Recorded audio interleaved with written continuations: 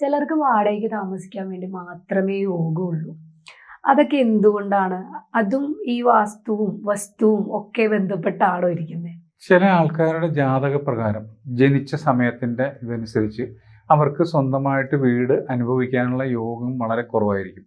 അങ്ങനെയുള്ളവർ വാടക വീട്ടിൽ കുറച്ച് നാൾ താമസിക്കുമ്പം ഇവർക്ക് ജാതക പ്രകാരം വ്യത്യാസങ്ങൾ വരും. ഒരു 45-50 വയസ്സ് കഴിയുമ്പോൾ ചിലപ്പോൾ ചില ആൾക്കാർക്ക് വിപരീത രാജയോഗവും 4-ാം ഭാവാധിപൻ്റെ ദശയും ഇതൊക്കെ അങ്ങോട്ടും ഇങ്ങോട്ടൊക്കെ മാറി വരുന്ന സമയത്ത് സ്വന്തമായിട്ട് വീട് വയ്ക്കും. അതല്ല എന്നുണ്ടെങ്കിൽ അവരുടെ പുത്രന്മാർ, ഈ പുത്രന്മാരുടെ യോഗങ്ങൾ കൊണ്ടായിരിക്കാം പിന്നെ ചിലപ്പോൾ വീടുണ്ടാകണേ. ഈ അങ്ങനെയുള്ള ആൾക്കാർ വാടകയ്ക്ക് താമസിക്കുന്ന അവർക്ക് ഭയങ്കര ഐശ്വര്യമായിരിക്കും. അവർക്ക് സ്വന്തം വീട് വെച്ചാൽ ദുരിതം വന്നുകൊണ്ടിരിക്കും. അവർക്ക് ഈ വീട് വയ്ക്കാനുള്ള യോഗം വളരെ കുറവായിരിക്കും. അങ്ങനെയുള്ള ആൾക്കാർക്കാണ് വാടക വീട് സജസ്റ്റ് ചെയ്താൽ മതി. കാരണം അവർ നിങ്ങളിപ്പോൾ തൽക്കാലം വാടക വീട്ടിൽ നിൽക്കുക എന്ന് പറഞ്ഞാൽ കുട്ടികളൊക്കെ ഉണ്ടായി വലുതായി വരുമ്പോൾ അവരുടെ യോഗം കൊണ്ട് നല്ല വീട് ഉണ്ടാകാനുള്ള സാധ്യതയുണ്ട്. ഇവരുടെ ജാതക പ്രകാരവും ചിലപ്പം കുറേ കാര്യങ്ങളെല്ലാം മാറി വരും. ഒരു 40-45 വയസ്സ് കഴിയുമ്പം ജനിച്ച സമയത്തിൻ്റെ ഇതിൽ നേരെ മാറി തിരിച്ചു വരും.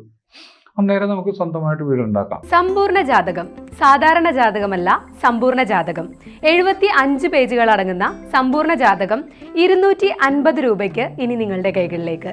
അതിനായി നിങ്ങൾ ചെയ്യേണ്ടത് ഇത്രമാത്രം: താഴെ കാണുന്ന നമ്പറിൽ ബന്ധപ്പെടുക.